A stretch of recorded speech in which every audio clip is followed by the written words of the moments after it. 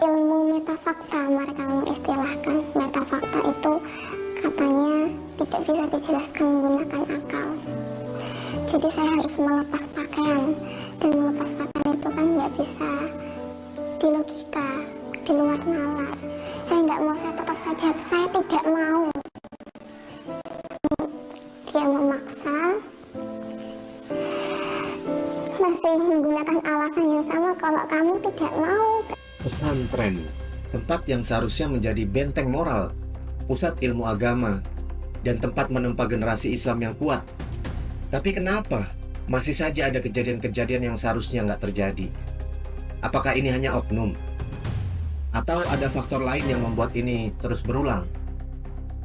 Mari kita bahas secara terbuka, tapi harus dengan kepala dingin. Assalamualaikum warahmatullahi wabarakatuh. Alhamdulillah wala haula wala quwata illa billah. Allahumma sholli ala sayyidina Muhammad wa ala sayyidina Muhammad. Ini fenomena yang nggak bisa diabaikan. Beberapa tahun terakhir, kita sering mendengar berita tentang hal-hal yang sebenarnya bertentangan dengan nilai-nilai Islam. Ironinya, ini terjadi di lingkungan pesantren. Dari kasus kekerasan, pelecehan, hingga penyalahgunaan kekuasaan oleh oknum pengasuh. Ini tentu aja membuat banyak orang bertanya-tanya, kenapa bisa terjadi di tempat yang justru mengajarkan kebaikan? Nah, sebelum kita buru-buru menghakimi, kita perlu melihat lebih dalam. Kenapa sih hal ini bisa terjadi? Oke, sekarang mari kita lihat dari berbagai sudut pandang. Ada beberapa faktor yang bisa menyebabkan hal-hal ini terjadi meskipun kita semua tahu bahwa itu adalah dosa. Pertama, struktur hierarki dalam pesantren yang seringkali tertutup dan sulit untuk dikritisi. Biasanya, kiai atau pimpinan pondok pesantren memiliki otoritas absolut. Ini membuat banyak kasus yang seharusnya bisa diungkap justru malah tertutup rapat. Pertama, memang di pesantren itu ada kultur ketaatan santri pada kiai. Tapi tidak semuanya kemudian melahirkan fanatisme seperti itu. Karena kalau sudah berurusan dengan hukum, pesantren-pesantren di NU terutama itu sangat menjunjung tinggi kasus-kasus seperti itu. Artinya untuk ditegakkan penegakan hukum gitu. Kedua, kurangnya pengawasan dari pihak luar. Karena pesantren sering berdiri sendiri dan tidak selalu mendapatkan pengawasan ketat dari pemerintah. Ada celah bagi oknum untuk menyalahgunakan kekuasaannya. Ajak saudara untuk menjawabkan salam yang tidak assalamualaikum saja. Sambil kita bernyanyi.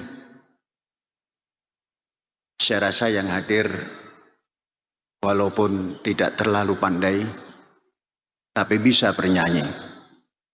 Kita ucapkan pada sahabat kita, Hafenu Shalom Alehem. Dan yang ketiga, banyak santri yang masih sangat muda dan berasal dari daerah yang jauh. Mereka takut berbicara karena tidak punya siapa-siapa untuk membela mereka.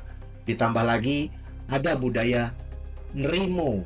Terima aja keadaan yang membuat banyak korban memilih diam. Saya nggak mau, saya tetap saja, saya tidak mau. Dia memaksa,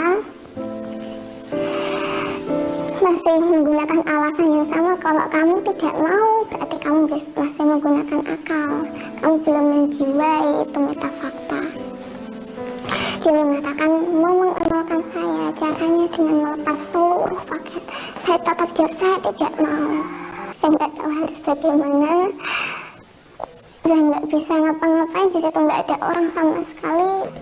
Karena sudah sekian lama ternyata masih berkepanjangan masalah ini. Kejadian itu terus terulang. Saya ngerasa miris.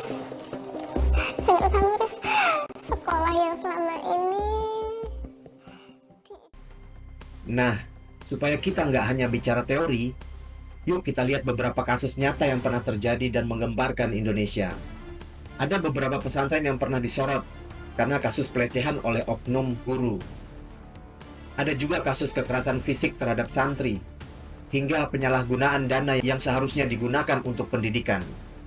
Satu contoh yang sempat viral di tahun 2024 yaitu pesantren Al-Mahdi di Sidoarjo, Jawa Timur, di mana seorang pemimpin pondok terbukti melakukan pelanggaran moral terhadap santri-santrinya. Kasus ini akhirnya terbongkar setelah salah satu korban berani berbicara. Dan yang gak kalah viral, kasus yang terjadi di Bandung tahun 2021,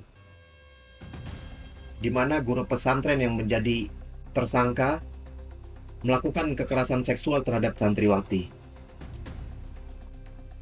Dan ini hanya beberapa contoh, masih banyak kasus lain yang mungkin tidak sampai ke media. Jadi, apakah ini berarti semua pesantren buruk? Jelas enggak. Ada banyak pesantren yang benar-benar menjalankan nilai-nilai Islam dengan baik dan memberikan pendidikan berkualitas bagi santrinya. Tapi, kita juga tidak bisa menutup mata terhadap fakta bahwa ada masalah yang harus diperbaiki. Pertanyaannya sekarang, apa yang bisa kita lakukan? Bagi santri, penting untuk berani bersuara kalau mengalami atau melihat hal yang tidak benar. Jangan takut, karena kebenaran akan selalu menemukan jalannya. Nah, bagi orang tua, harus lebih selektif milih pesantren. Jangan hanya melihat nama besar, tapi juga gimana sistem pengawasan dan transparansi di dalamnya. Bagi pemerintah, pengawasan yang lebih ketat dan tegas terhadap pesantren perlu dilakukan tanpa mengabaikan independensi lembaga pendidikan Islam. Jadi, gimana teman-teman? Apa pendapat kalian? Gimana menurut kalian cara terbaik untuk memastikan pesantren tetap menjadi tempat yang aman dan penuh berkah? Tulis di kolom komentar ya. Jangan lupa like, share, agar lebih banyak yang tahu fakta ini. Sampai jumpa di video berikutnya. Avenu shalom alehem. Avenu shalom, shalom, shalom alehem. Avenu shalom. Nah gitu ya.